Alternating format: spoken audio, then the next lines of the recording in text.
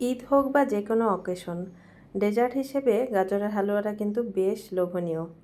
Hello everyone, আসসালামু আলাইকুম। যারা গাজরের হালুয়াটা পারফেক্টভাবে এখনও তৈরি করতে পারেননি বা মজাদার ডেজার্ট হিসেবে কোনো কিছু বাসায় তৈরি করতে চাচ্ছেন, তারা অবশ্যই আমার এই রেসিপিটা ফলো করে বানাবেন। গাজরের হালুয়া তৈরি করার জন্য প্রথমে এখানে নিয়ে নিচ্ছি 1 কেজি গাজর, আর গাজরগুলোকে ধুয়ে তারপরে গ্রেটার দিয়ে ভালো করে গ্রেট করে নিব। এখানে একটি প্যানের মধ্যে নিয়ে নিচ্ছি হাফ কাপ পরিমাণ ঘি, আর এই ঘিয়ের মধ্যে প্রথমে আমি কিশমিশ ভেজে নিচ্ছি, তারপরে ভেজে নেব কিছু বাদাম। আর কিশমিশটা যখন কিছুটা কালার চেঞ্জ হয়ে আসবে তখন এটাকে তুলে ফেলতে হবে। বেশি হাই হিটে কিন্তু এটা জাল করা যাবে না।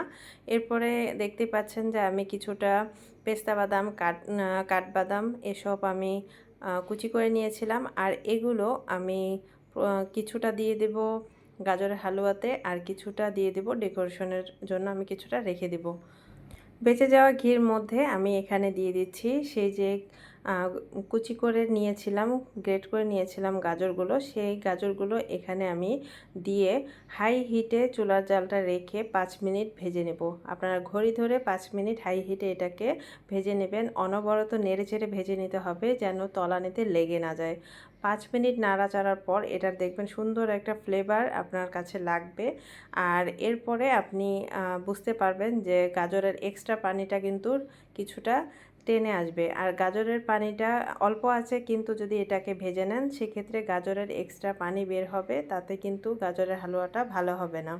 ঘড়ি ধরে 5 মিনিট ভেজে নেবার পর আমি দিয়ে দেব 1 কাপ পরিমাণ চিনি। চিনি দিয়ে আরও 1 মিনিট ভেজে নেব। ভেজে নেবার পর দিয়ে দেব কিছু হাফ চা চামচের মতো এলাচ গুঁড়া, আর দিয়ে দেব হাফ চা চামচ লবণ।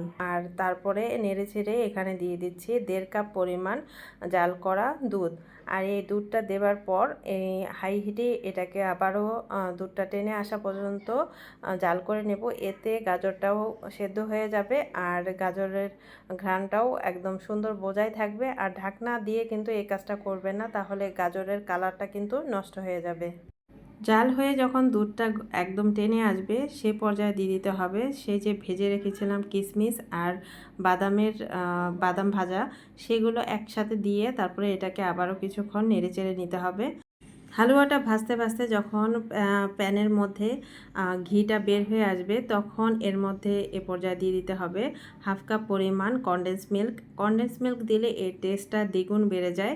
আর এই কনডেন্স মিল্কটা দিয়ে আবারও অনবরত নেড়ে চেড়ে নিতে হবে। আর পুরো প্রসেসটা কিন্তু অবশ্যই হাই হিটে করতে হবে।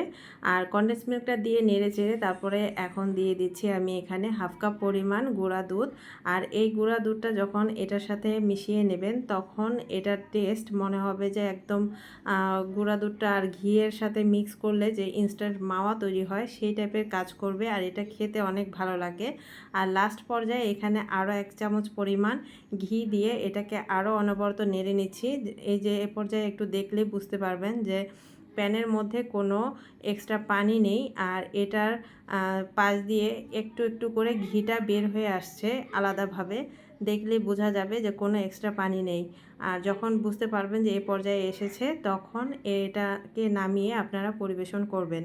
ঘি দিয়ে তৈরি এই শাহী গাজরের হালুয়াটা কেমন হয়েছে সবাই অবশ্যই কমেন্টে জানাবেন। সবাই ভালো থাকবেন। আল্লাহ হাফেজ।